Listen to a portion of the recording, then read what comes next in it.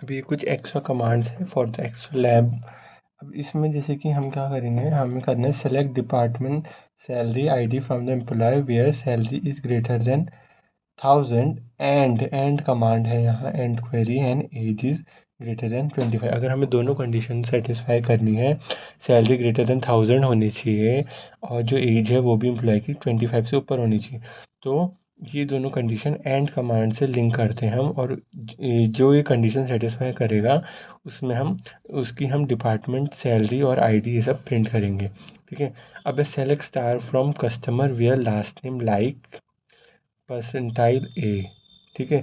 अब ये चार टाइप के कुछ टाइप्स के होते हैं, जैसे ए के बाद परसेंटाइल का साइन, ए के बाद dash, percentile A, percentile and percentile ए।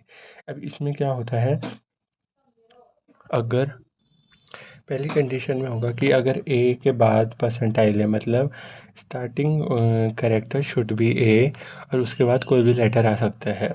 इसका बाद है ए के बाद एक स्पेस और यहाँ एक परसेंटाइल होगा, मतलब third sorry the first character should be A and A के बाद एक स्पेस देके कोई भी करेक्टर आ सकता है। यहाँ पे क्या होगा, शुरुआत और लास्ट में कोई भी करेक्टर आ सकता है, बिटवीन में ए होना ही चाहिए उस वर्ड में। ठीक है। इसमें शुरुआत में कितने भी करेक्टर आ सकते हैं, बट उस वर्ड का last alphabet should be A, the word should end with A. ये तो पढ़ा ही था। सेलेक्ट एवरेज क्वांटिटी और salary from sale where unit price is greater than 100, तो यहाँ वेयर कंडीशन होनी चाहिए। Create table student ID int not null, not null होनी चाहिए, मतलब ID should not be null, ID में कोई ना कोई वैल्यू होनी चाहिए। नेम वैरकेर और प्राइमरी की यहाँ पे आईडी बना रही है। Create user user one identify 1234 1234 is the password. एक अपना सेल्फ यूज़र क्रिएट करना, उसको रिसोर्सेज ग्रांट करना, ग्रांट प्रिविलेजेस करना, तो ग्रांट सक्सीड इस तरह से आएगा, और रिवोक वो प्रिविलेजेस रिसोर्सेज वापस ले लेना। ठीक है। चेक कांस्टेंट कैसे यूज़ होता है, एम्प्लॉय आईडी इंट प्राइमरी की दे दिया, एज में हमने डाल दिया, एज में int check age should be greater than 18, तो यही होगी, जब एज ग्रेटर देन 18 होगी तभी वो टेबल में वैल्यू एंटर होगी, वरना यहाँ पे वायलेशन आ जाएगा कि age should be greater than 18। Select star from student info where contact is null. यहाँ पे कॉन्टैक्ट कॉलम है, मतलब कॉन्टैक्ट कॉलम में कोई भी अगर डेटा एंट्री नल हो रही है तो वो इंफॉर्मेशन प्रिंट हो जाएगी।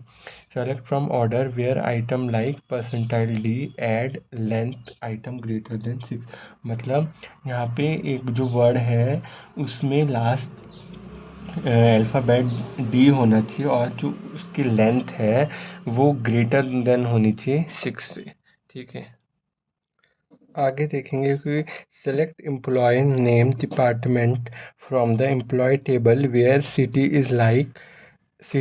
लाइक डी परसेंटाइल, मतलब स्टार्टिंग वर्ड उस स्टार्टिंग अल्फ़ाबेट डी होना चाहिए, और सिटी लाइक मतलब उसका जो सिटी है, सिटी का या तो सिटी में दो कंडीशन है, सिटी का जो स्टार्टिंग अल्फ़ाबेट है स्टार्ट डी से होनी चाहिए, और जो सिटी है वो उसका जो लास्ट वर्ड है सिटी का वो एच से एंड होना चाहिए। जो जो ये कंडीशन सेटिस्फाई करेगी वो पर्टिकुलर कॉलम प्रिंट हो जाएगा। ठीक है। पर्टिकुलर कॉलम अगर पूरा प्रिंट करना है तो वो भी हो सकता है, या फिर उस पर्टिकुलर कॉलम का केवल नाम प्रिंट करना है वो भी प्रिंट हुआ जा सकता है इससे।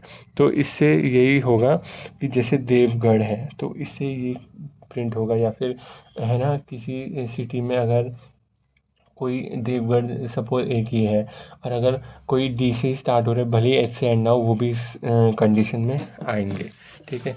अब कुछ और कमांड्स क्वेरीज हैं, जैसे कि select name from employee where salary not between 1000 and 1500, इसके बीच में नहीं है तो वो प्रिंट होगा। Select from customer where country India and limit 330, second और थर्ड हाइएस्ट, थर्ड के लिए बोला जिससे। ठीक है।